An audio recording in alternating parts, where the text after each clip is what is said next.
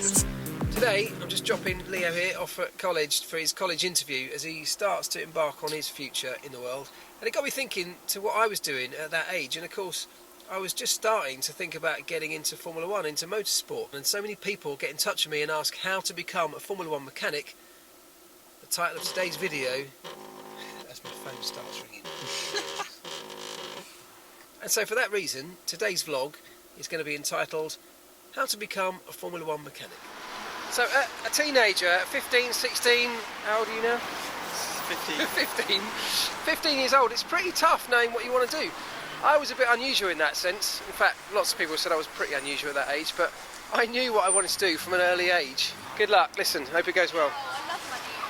Good luck, mate, good luck. You alright? Yeah. Off you go. Alright, call me when you come out. Okay. See you later, mate.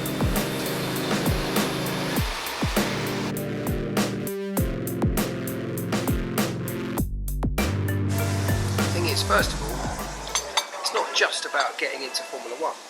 You know, motorsport as a whole has some amazing opportunities at the highest levels, whether it's WEC, whether it's Formula E, whether it's rallying or motorbikes or whatever else. There's a huge amount of opportunity in the motorsport sector, so aim broad to start with. When I was a kid, it was all about Formula One for me, but that's partly because I grew up living next door to Brands Hatch, where the British Grand Prix was held at that time. So I had Formula One thrust upon me, I guess, as much as I went looking for it in the first place. First of all, if you've got a dream, follow it. That's what Leo's doing by chasing his dream of becoming a graphic designer, going off to college and having an interview today. Don't let anyone tell you you can't do what you want to do. Never underestimate the value of getting experience in the industry you want to work in. Opportunity. There's only one time in life when you can offer your services for free generally, and that's when you're young, when you can afford to do that. So do it. Offer yourself for no money, get work experience, offer to sweep the floors, make the tea. Get yourself a foot in the door inside that industry, inside a racing team, work at a race circuit, offer yourself up to be a marshal. Do whatever it takes to get some experience and get involved in motorsport. I promise you, it will stand you in great stead further down the line. If you're an employer at a Formula One team or any other big racing team, looking at somebody sitting across the desk from you who has put themselves out there, who's gained some experience of working in a pit lane or working with a racing car, off their own back, will put you way ahead of the guy who's just sent his CV into a PO box. When it comes to education, it completely depends on what you want to do in Formula One. If you want to be an engineer, if you want to be a designer, then you want to be going to university, get yourself degrees. You still want to be getting experience, you still want to be trying to get yourself some sort of foot in the door inside a team, but that will count for a lot in those areas. As a mechanic, the hands-on experience will be far, far more beneficial. When I first started out, there was no such thing as a direct motorsport course. Nowadays there's a few of them, and very good ones at lots of different colleges, so look at those, they're all really useful.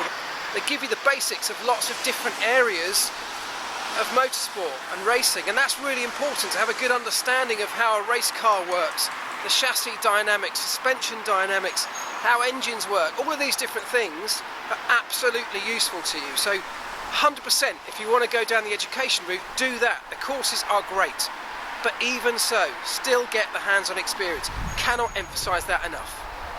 There are some great postgraduate schemes if you can be lucky enough to get yourself onto one of those with a Formula One team or with a company based in Formula One. That's a wonderful opportunity. They may be few and far between, but some Formula One teams offer work placement schemes. Williams particularly have offered an annual engineering award now that concludes with a placement at the team. Don't get into Formula One because you want an easy or glamorous lifestyle. That is not going to happen. You've got to be passionate about what you do. You've got to make a lot of sacrifice in terms of being away from home. You're going to lose touch with a number of your current friend sets because you're just not going to be there enough to join in with them, what they're doing. You're going to have to work seriously hard. I mean hard. If you want to be an F1 mechanic, forget working 9 to 5. You've got to work long hours, you've got to work weekends, you've got to do whatever it takes. Having said all that, you're also going to have a lot of fun. What comes with work experience is contacts, and contacts in the motorsport industry can be absolutely vital. This is an industry where it's as much about who you know as what you know. And who knows where those contacts might get you further down the line. After you've done a good job of being a work experience kid, a few years later they could be the person that gives you your actual job in Formula One. And it's not just about making use of the contacts when you're doing your work experience of the people you're working for or working with. Milk the surroundings that you're in. You know, get out into the pit lane and meet people at other teams, meet the organisers of the events. Just put your face about. When I was back in Formula Ford and Formula 3, I absolutely made the most of the opportunity of just being in that environment. I went and made friends with people at all sorts of teams, and some of those people are still my best friends 20 years later. Some of those people have helped me get work and jobs over the years as well. So you just never know who will be the next valuable contact in this, it's a relatively small and tight world of motorsport in general.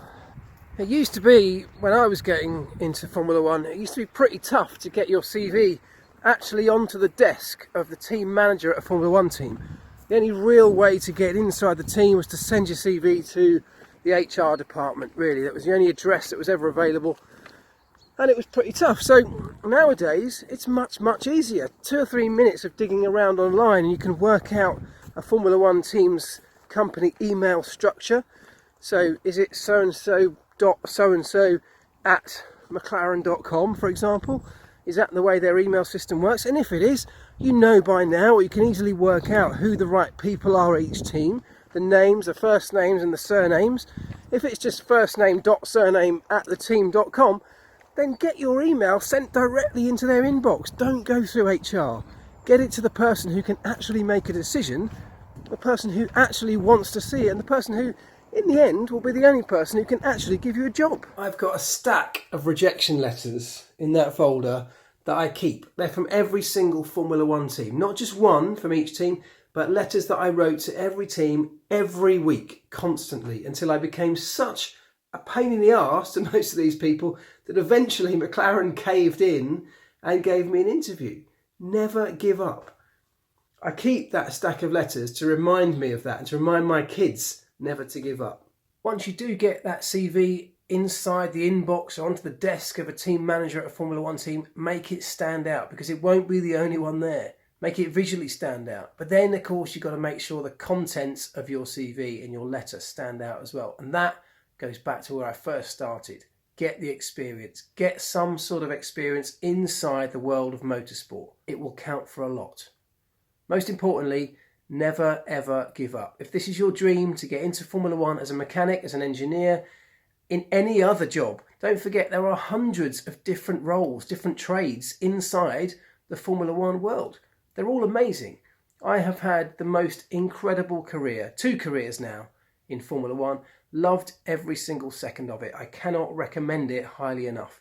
If that's your dream, just keep going, keep chasing it. Don't give up until you get there, because, listen, I had no special background. I had no help. I had nothing that would put me above anybody else. I just worked hard. I was persistent, and I was never not going to get to Formula One. If that's you, I hope I'll see you in the pit lane in a year or two's time.